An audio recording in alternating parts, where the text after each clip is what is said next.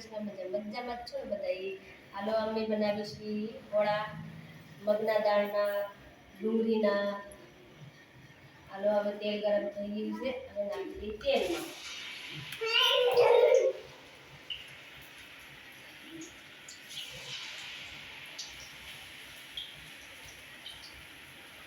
હવે નાખવાનું ચાલુ કર્યું તેલમાં.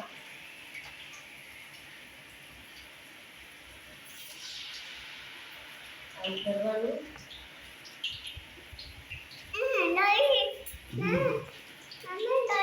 કરવાનું. એમાં નાખી દેવાનું.